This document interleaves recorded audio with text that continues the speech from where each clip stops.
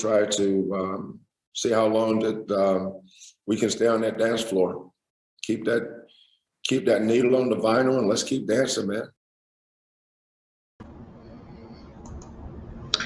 That was the head coach of the University of Houston Cougars, Kelvin Sampson, as his team gets set to take on Indy, where the 2021 NCAA tournament in men's basketball is taking place. Hello, everybody. Welcome to a new endeavor for us here at Fox 26 Sports. This is our first sports live stream of the year. My name is Sal Manine. I'm the sports producer here at Fox 26, and we're going to take a look at how this bracket stacks up, not just for U of H, but also for TSU, and really where this basketball season that a few months ago we thought might not happen, where it might actually finally finish as we set to get started with March Madness, and we're finally going to get the tournament that so many basketball fans were deprived of a season ago. So we'll take a look at the Cougs. We'll take a look at the TSU Tigers. We'll be joined later on by a special guest, Stephen Andrus of thelines.com, one of those bookmakers, odds makers. He knows everything that you need to know in terms of filling out your bracket, where to look for the upsets, and what can help you win your office pool. So we'll get to all of that as things roll along. If you're joining us, you can find us on YouTube, on the Fox 26 Facebook page, or of course on our website, fox26houston.com. As we have to start, since we are in Houston, with the best Houston men's basketball team since the Phi Slamma Jamma days, and that is the second seed in the Midwest Regional, the University of Houston, winners of the American Athletic Conference Tournament. First time U of H has won the conference tournament title in more than a decade, as they will get set to take on Cleveland State in the first round. Now, again, what do you need if you are going to make a run in the NCAA tournament, as we've seen from Kelvin Sampson's bunch each of the last two times that they were in the dance? And that's, you need to play hard, especially on defense, and you need good guard play. And once again, that is what the Cougs bring to the table. So there's no reason to think that U of H is not going to certainly get past their first round, but that they should be able to make a run to the Sweet 16 and possibly even beyond that. But remember, there's a reason they call it March Madness, and that's because of what we've seen each of the last two tournament appearances for the Cougs, losing on buzzer beaters. Of course, that Jordan Poole, almost a prayer that he hit for Michigan at the buzzer in 2018. And then in 2019, Tyler Hero, who's now doing big things in the NBA with that three-point dagger that kept the Cougs from going to the Elite Eight. So again, strong guard play, highlighted for U of H by Quentin Grimes, who folks around town certainly know from his days at Woodlands College Park, just named an All-American today, third-team All-American for Grimes, Conference Player of the Year, Conference Tournament Most Outstanding Player, but he's just one small piece of the cog that makes things run for the Cougs. Dejan Jarreau, the senior point guard, got a triple-double in the tournament against Tulsa. First time that a U of H, against Tulane, first time a U of H player has recorded a triple-double since 1993. You got to go back to Bo Outlaw, and that's just a small part of what Dejan Jarreau can do for the Cougs. Marcus Sasser, if he gets hot, can shoot it from lights out. Even Cam Tyson, a guy who doesn't see a lot of playing time, he also just happened to set a school record for three-pointers in a game earlier in the season. So the Cougs check the box in terms of strong guard play. They check the box in terms of defense. If you look at just points per game given up, U of H second in the country in that category. If you look at Ken Pomeroy's defensive efficiency, which I think most college basketball fans agree, Ken Pom, typically the way to go as far as getting the deep dive into the stats. U of H ranked in the top 20 in both offensive and defensive efficiency. And so that's just a small part of the reason that you have to like this Cougs team if you're a U of H fan. Let's check in with the Cougs and hear what they had to say as they get set to head out to March Madness, and their first game won't be until Friday. We'll take a look at their bracket first, the Midwest region.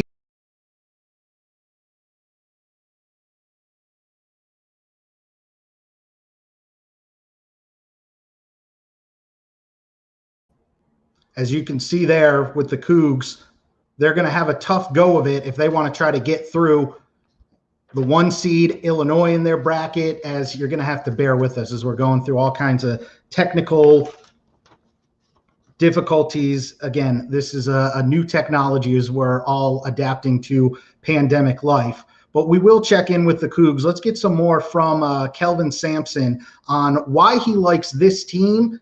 And it's because he feels that this group is just that. Despite all the talent they have, all the accolades that they've racked up, this is a team, and that's why he thinks that they can do something special here in March. Here's Kelvin Sampson.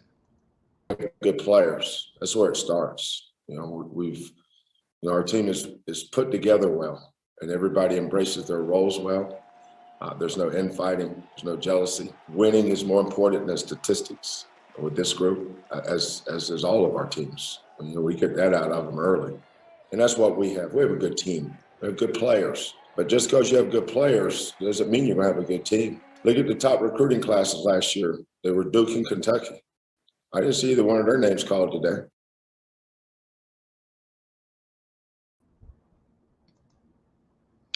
And again, that was Kelvin Sampson from Selection Sunday, as his team got it done, beating Cincinnati. Third time was the trick, as U of H had faced the Bearcats each of the past 2 times that the tournament was played, because obviously there was no AAC tournament in 2020, but lost in 2018, lost in 2019, got the job done in 2020, and sets up the Cougs very nicely, who, despite their gaudy record, despite winning the conference, and the fact that they've been ranked high in not just KenPom, but the net rankings, BPI, choose whatever metric you want, there's still a lot of people around the country who think that U of H, oh, well, they don't come from a big conference, they didn't really play anyone, they're not tested.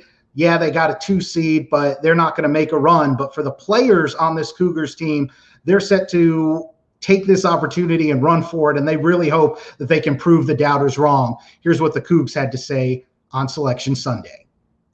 I feel like coming in, people kind of may overlook Houston.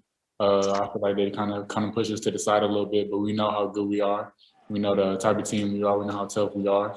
And I feel like this is a great opportunity to kind of put Houston on the map and kind of show that we're one of the powerhouses in college basketball. Coach Sam talks about being blue collar, not blue blood. Be the underdogs, surprise people. So I feel like I like that. People think the American isn't as talented as, the Big Ten or Big East or Southeastern Conference, but it's not really about that. It's just about your heart and what you do on the court.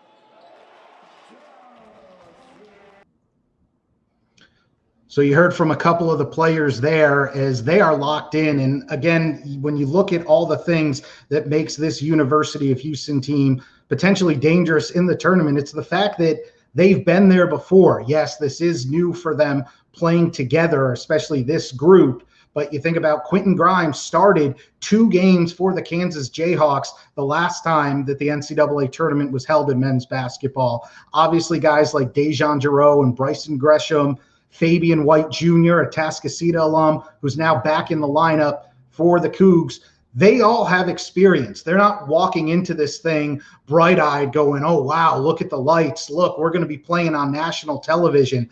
I've been covering March Madness for more than a decade, and I'll never forget some of the times when you meet some of these teams that it's their first time being in there, or they're from a smaller school, and they definitely have to take a step and look around, and they don't kind of think of it in terms of, oh, this is a business trip. I remember 11 years ago, I was covering James Harden, his last year in college, when he was at Arizona State, and he was playing in the NCAA tournament. His first round matchup was in Miami. And so obviously Harden had been at the top of all the player of the year lists all year long. He was used to the spotlight. I remember Syracuse was in that pod. That's when they played that 6 overtime game against UConn in the Garden. So high expectations for Jim Boeheim and the Orange. And those 2 teams, they knew what they were at American Airlines Arena in Miami to do. And then Stephen F. Austin, who was a 12 seed or maybe a 13, 14 seed, just happy to be there. First time for all the players on their roster being in the NCAA tournament. I remember walking up to their starting center, introduce myself, say, hey, I'd love to ask you a few questions. And he looked at me and goes, you want to interview me? You want to talk to me? I'm like, I thought I made a mistake. You're the starting center, right? You're a senior on this team. And that's just something they weren't used to. And pretty much all the guys that we talked to for Stephen F. Austin, I remember they kept looking up at the arena because they had yet to play in an arena that size or an NBA arena like that.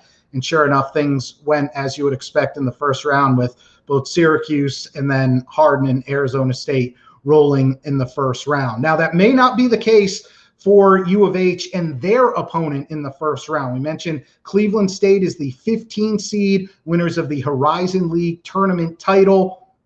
Their head coach, though, Dennis Gates, is familiar with March Madness and what it takes to be successful there. Longtime assistant under Florida State head coach Leonard Hamilton.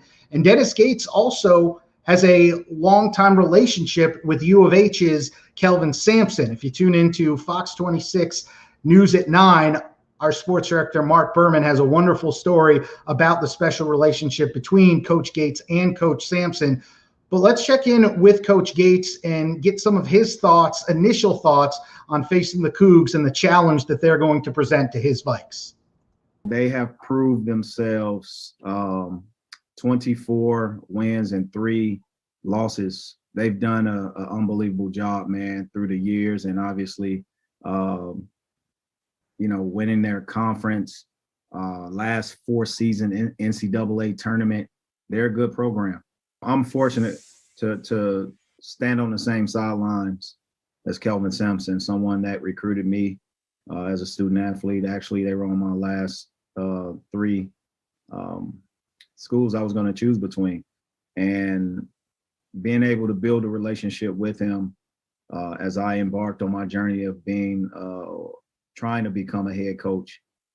I'm honored to stand on the same sidelines as he and his program. You're talking about a guy who's a Hall of Famer, a guy who has won over 660 games in his career.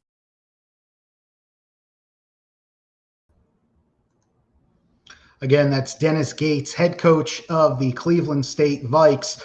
Now, they're a team on paper that doesn't jump out at you, but of course, with Coach Gates being a disciple of Leonard Hamilton, they play hard, they get after you on the defensive end, but this is a team that U of H should be able to take care of pretty handedly.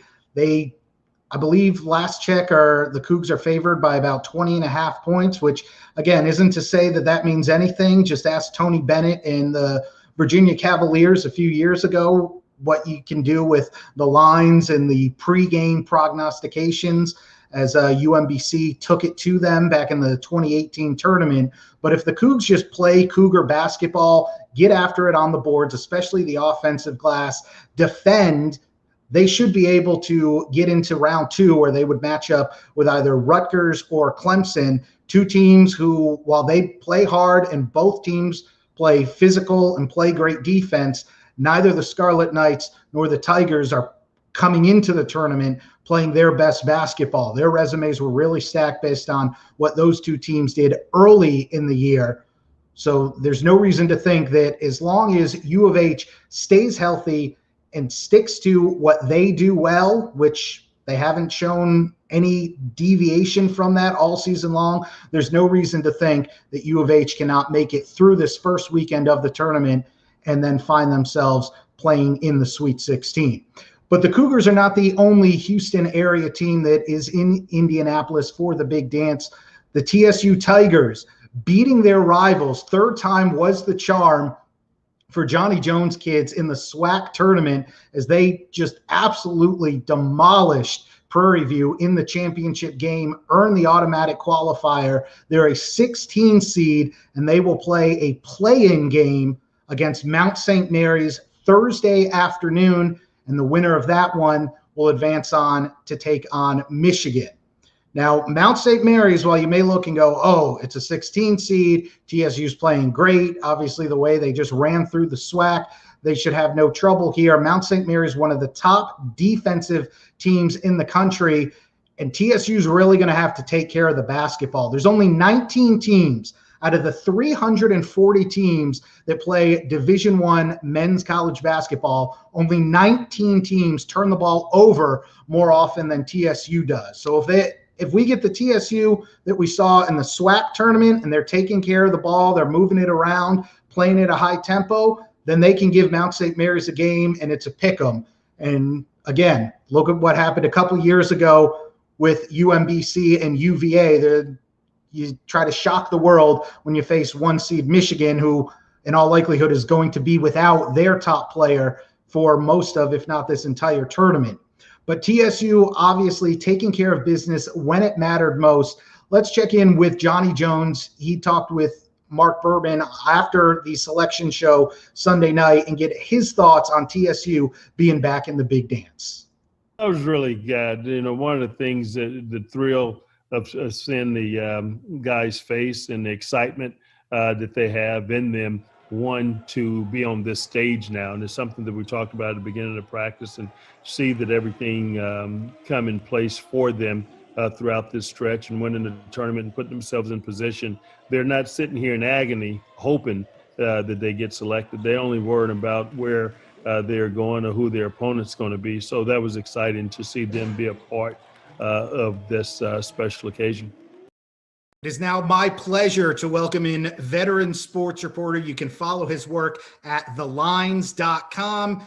He's also my old college roommate and the first person to text me on Selection Sunday. I don't even think they had finished unveiling the bracket, and he's letting me know where the early money was and who was getting or laying too much from those folks out there in the desert. He is Steven Andrus. Good to see you, bud. How you doing? I'm doing good, man. It's been 2 years since we had an NCAA tournament. Like, that was like the first realization that, stuff was hitting the fan last year, right? That March Madness got canceled. It is good to be back. It's like the Olympics now, right? Every 2 years we have the NCAA tournament, but we are back. We are ready to go. I mean, you and I are college friends. We got some of those NBA truthers out there, but nah, man, March Madness is the postseason format in all of sports. Cannot wait to get back going here. Hey, look, I'm in Houston, and anyone who's had to watch the Rockets for the last few months is very happy that March Madness is back, and especially that the University of Houston has its best team in years. I want to start there, Steve. The 2 seed for Kelvin Sampson's bunch in the Midwest region. They open with Cleveland State. On paper, this Cougs team has everything that you need to make a deep run in the tournament. Great guard play, highlighted by Quentin Grimes, the Conference Player of the Year. Great defense, highlighted by Dejan Giroux, the Defensive Player of the Year in the American. They rebound, they get after you all over the court. What do you think of when I say Houston, and what kind of run the Cougars can possibly make in 2021? I think they're legit. I mean, I used to work back in Louisville years back, and Rick Pitino would tell us, he would always get a bunch of accolades for always having one of the best defensive teams in the country. But one of the first things he told us come March was, you're not advancing in the tournament if you don't have a really good offense. And Houston absolutely checks that box. They have multiple shooters, in the high 30% range and 3-point shooting. And, one of the old statistics that goes back 20 years among us college basketball diehards is you have to be ranked in the top 25 in both offensive and defensive efficiency in KenPom to win the national championship. And Houston checks both of those boxes. There are a lot of sharp guys, not only in the desert, but all over the country where sports gambling is legal now, that really likes Houston. I actually think they got a really good draw here to get to the Elite Eight. Then if they play Illinois, I think that's a brutally tough matchup for them. But Illinois has a tough track at the top of that region to get to the Elite Eight. So you never know how it's going to unfold. But I'm having a hard time not putting Houston into my Elite Eight. And if you're in a big pool with hundreds or thousands of people, then putting Houston over Illinois is one of those leverage spots where you can try and pick up points on the rest of your pool, where most, maybe even the majority of your pool is going to have Illinois going to the Final Four. So, I mean, Houston, like you said, just checks all the boxes and the prerequisites of what we're looking for a team to go to the Final Four, and maybe even more. I love that you go to Ken Palm, because that was the first thing that I started looking at after the brackets were announced on Sunday. And sure enough, the Cougs, we all know about Kelvin Sampson, and it's in the DNA of his teams that they rebound and they defend. But there they are in the top 20 in both defense and offensive efficiency. When you take a look at the whole Midwest, you obviously bring up Illinois, the 1 seed, playing as well as anybody. Yeah. And you have to love, between Kofi and Io, I mean, they have the kind of guys who can put a team on their back and carry them. But then you look at the rest of this region. I mean, Cade Cunningham might be the number 1 pick in the draft, might be the best player in this entire tournament. And he's somebody who Illinois is going to have to go through possibly, and maybe even Houston. What jumps out to you at just the strength of some of the individual players that you see in the Midwest region? Well, let's back it up even further for Illinois, right? A potential second-round matchup against Loyola Chicago, the Fighting Sister Jeans, who made that miraculous Final Four run a couple of years ago. You go over back to Ken Palm, they're top 10 overall in all of college basketball among Ken Palm's efficiency rankings. So that's no easy second-round matchup for Illinois. You mentioned Oklahoma State. I think it might be a little tighter in that first round against Liberty. That's kind of a Virginia-esque defense that they play. They'll slow it down. It could be confusing for a young team like Oklahoma State. So I think that could be a close game, but I expect them to squeak that out. And then Tennessee, I mean, you guys know about Rick Barnes plenty back in Texas and how much he's underachieved in the tournament. But again, if we're going just by efficiency ratings, Tennessee has been better overall in the year, but obviously there's no debating how hot Oklahoma State has been down the stretch of this season. They did lose the Big 12 tournament championship game to Texas, but, wins over Baylor late in the year, West Virginia. I mean, they've looked fantastic. So it's hard to fault them. And one of the things you got to remember too, we mentioned that Ken Palm prerequisite for winning a national championship, top 25 in offense and defensive efficiency. You don't have to enter the tournament to meet that. There have been teams who have been hot that didn't meet that going into the tournament, and then by the end of the tournament got to that threshold. And so we have to be aware of teams that are playing their best basketball at the end of the year, especially this season, where the regular season was shortened and the body of work for these statistics wasn't as big as it has been in previous years. So Oklahoma State is a team to look out for. But I mean, going back to, that's all top of the bracket, right? Houston doesn't have to deal with any of those teams unless they get to the Elite Eight. I mean, you go to the bottom of the bracket, second round matchup potentially against, I think it'll be Rutgers, the 10 seed instead of the 7 seed Clemson. I don't think that's much of an issue for Houston. And then you look at potentially, if it's chalk, San Diego State, West Virginia, the winner of that game. San Diego State has been, I mean, they won the Mountain West, but it took overtime twice to beat Boise State, a team that's not in this field. West Virginia has been kind of erratic down the stretch here. They leave open shooters in their defensive sets a lot this year. So whoever comes out of that game, it doesn't really pose a big threat to me. If Texas was the 3 seed in this region, if Iowa was in this region, I'd be more concerned about Houston's track to get to the Elite Eight. But I think it's of the 2 seeds, I'm the most confident that Houston will get to the Elite Eight. And you mentioned Rutgers, of course. Folks in Houston would be excited to see Jacob Young, local star, former Cougar family. His dad, Michael, was a part of that Phi Slamma Jamma era, so possibly a second round matchup with the Cougs there. Let's look at this tournament as a whole. Obviously, Gonzaga, a chance to go undefeated, playing, I think, the best of anybody heading into the tournament. Jalen Suggs, another guy who's a candidate to possibly be the number 1 pick in the NBA draft, looked great in the conference tournament. Who are some of the other teams, though, besides the Zags, Baylor, who maybe jump out at you? I know there's one that our folks watching here in Texas will be very excited to hear how you feel about and their prospects in the dance. Yeah, I do think Gonzaga has by far the easiest road of the, say, 1 and 2 seeds to get to the Final Four. I think they might actually wind up playing a 12 or a 13 seed in the Sweet 16 in Santa Barbara or Ohio. And the other, I mean, the 2, the 3, and the 4 seed in their region Iowa, Kansas, and Virginia, they all played them this year, and Gonzaga just trounced them every time. Like none of those teams put up much of a challenge against Gonzaga. So I do think they kind of have the easiest path to the Final Four. But like we saw with Kentucky, who was undefeated going into the tournament a few years back, that's when it gets interesting, right? When you get to the Final Four and you are now playing an opponent who is at your level, that's when it might get interesting for Gonzaga. And I actually think there's only two teams in this tournament who match up best with Gonzaga. One is Illinois, which they wouldn't face unless they're in the national championship game.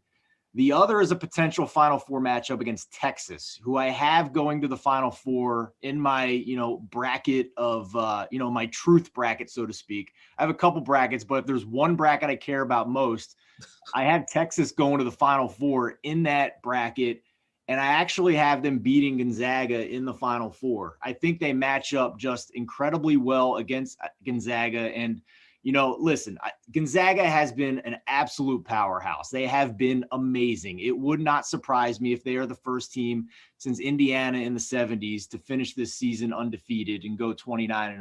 Yep, 1976. Yeah, it wouldn't surprise me in the least. But if you look at the way Texas is playing, do they meet the prerequisites we talked about in Ken Pom to be a national champion? No, but not yet is what I would say. They are currently 21st in offensive efficiency, so they meet that, and they're 36th in defensive efficiency. They have Shaka Smart, who has big-time tournament experience, the most talented team he's ever had. Jericho Sims is fantastic down low. He can match up with the bigs that Gonzaga will throw at you. And Texas also has multiple guards that shoot over 39% from three in Ramey and Jones and Febres. So, Febres was a big addition for them late in the year, in the second half of this season. He's only played 12 games this year, but, that's a nice little piece in your rotation. I think you need to score to beat Gonzaga, and I think you also have to have a good big man down low. And I love Jarek. I mean, he might be one of my 5 favorite players in college basketball. He's not just your traditional big man who can rebound, but he's got great court vision. He's a great passer as well. So that's where, if I'm in a big pool and I'm trying to beat, I've looked at some of the stats for these bracket challenges, Sal, and we're talking like 40-50% of brackets are picking Gonzaga to win the national championship. If you're going by purely statistics and projections, it's more like Gonzaga has a 20% chance to win the whole thing.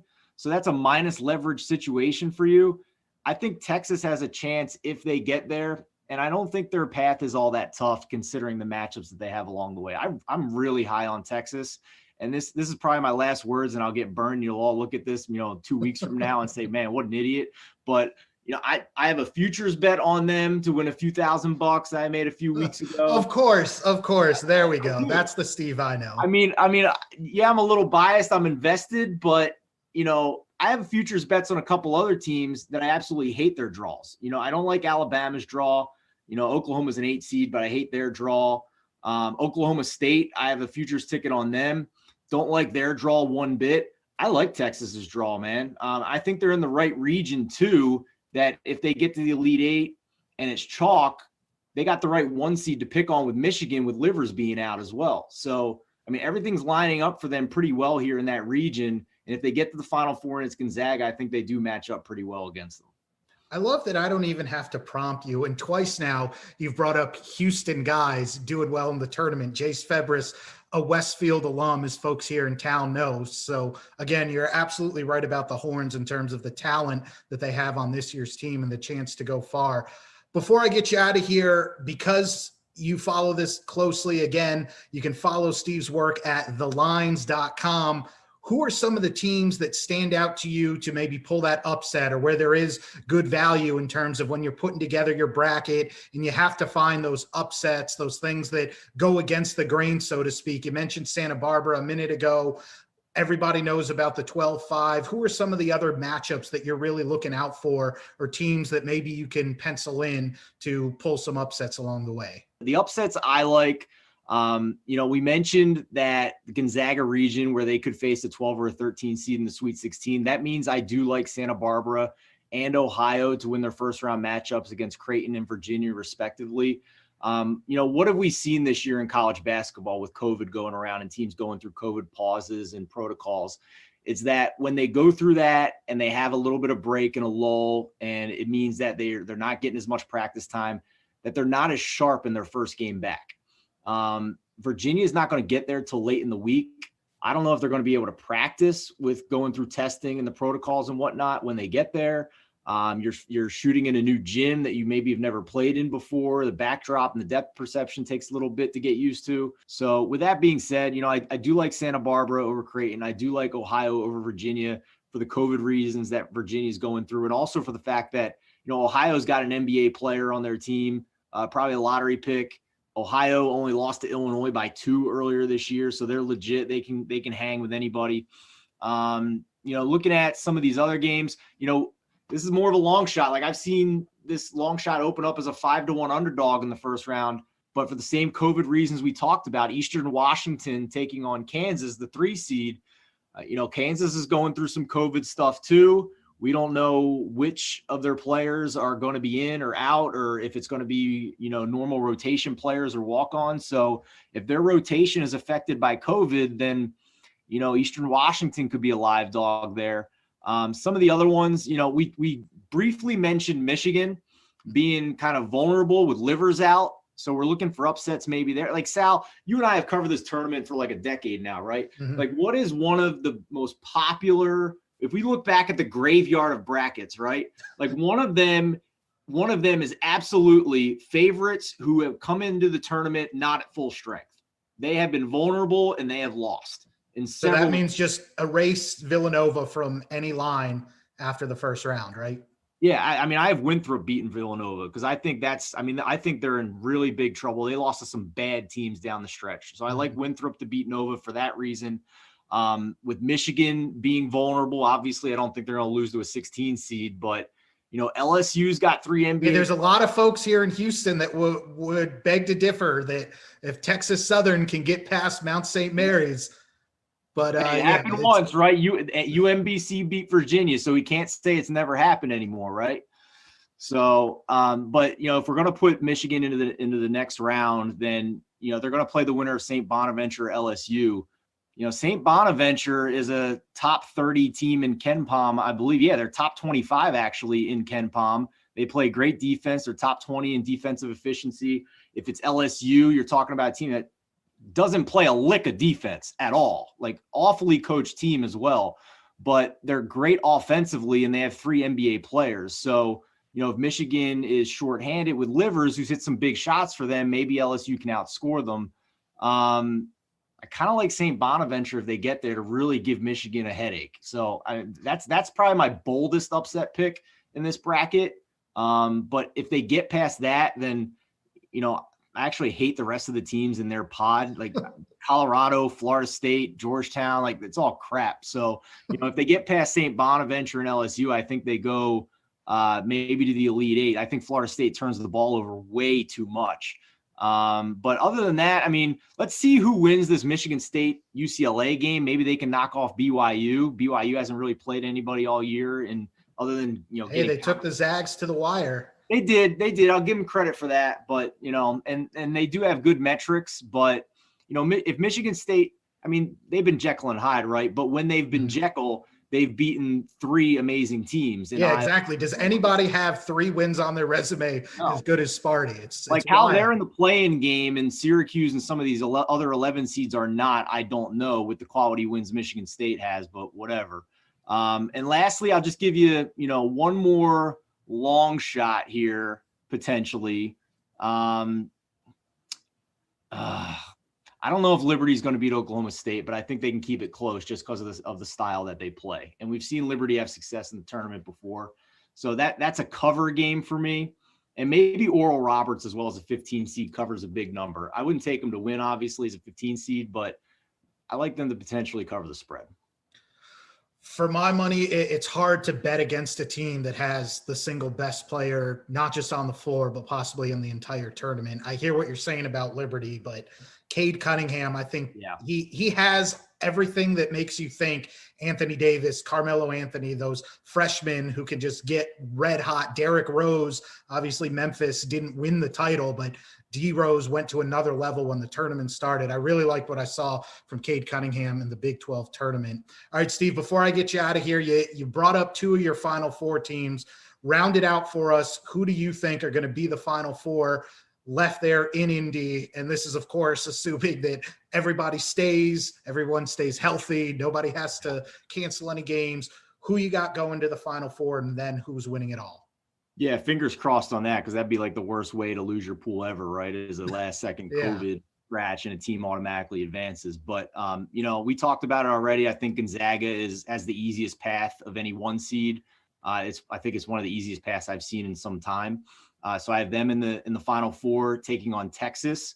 We've already touched on it. I think Texas is one of the 2 teams that match up best with Gonzaga. So I'm going to take my shot there and hope Texas upsets Gonzaga.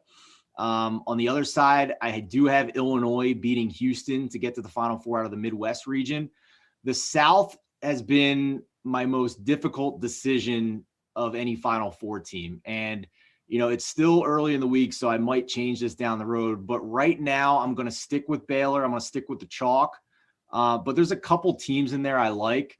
Baylor doesn't have a ton of size, and Purdue could present a problem on that front. I don't think Purdue has one of their better teams, but, again, going back to the metrics, they meet that requirement, believe it or not, for a national champion. So I think that could be a matchup problem for them. I like Arkansas in that region. I think that second round potential game between Arkansas and Texas Tech, like you talk, Arkansas wants to run a rat race, and Texas Tech is like the snail. They are that is the tortoise in the hare of college basketball games. But we've seen how good Texas Tech style can be in the tournament, getting all the way to the final game and then some. So it would not shock me if Texas Tech goes on another run here through the bottom of that region. But I'm going to stick with Baylor for now. And then my final game, Texas against Illinois. I think that's a coin flip game, but if I'm taking Texas to beat Gonzaga for the matchup reasons, I think they also would then match up with Illinois. And I'm going to say Texas cut down the nets. And I'm telling you guys right now, Sal didn't know this before he brought me on. He didn't just bring me on because I'm picking an in-state school. Like this is legitimate. This is authentic. I think Texas has the goods to make a run here. They don't have one of the easier paths, but they have everything you look for in a college basketball team, not only with talent, but getting red hot at the right time. What a turnaround that would be for Shaka Smart, who a year ago this time people were wondering, is this it for him? Is he going to get the axe? And Steve Andrus has the University of Texas Longhorns winning it all in Indianapolis. Dude, if they pull this off, then you got to grow your hair back too. All right. You gotta get on the Shaka bandwagon, and you gotta grow your hair back too. All right. Yes, I will. I don't know if I have the same magic or genes that Shaka has. It doesn't seem to grow back as easily as it used to. But whatever Shaka has been doing in 2020, 2021 has been working for the Horns. Again, you can check him out at thelines.com. Follow him on Twitter. I can no longer just say he's my old degenerate gambling buddy from college because he's somehow turned it into a living, but he's one of the best at what he does. Thanks as always, Steve Andrus. Take care and enjoy the tournament. Thanks, guys. Best of luck, everybody. My thanks to Steve Andrus for joining us again. You can follow his work at thelines.com as you're trying to fill out that office bracket pool and get you all set. Again, the first 4 begins on Thursday. 4:10 p.m. is when TSU will take on Mount St. Mary's. That game in Assembly Hall on the campus of Indiana University. And then the next day, Friday at 6:15 is when U of H will play in Kelvin Sampson's old stomping grounds, also Assembly Hall on the campus of IU, as they take on Cleveland State and try to start another magical run, see if they can get over that hump and take the clock back to the days of Phi Slamma Jamma. My thanks to everyone who helped us out, and again to Steve Andrus for joining us.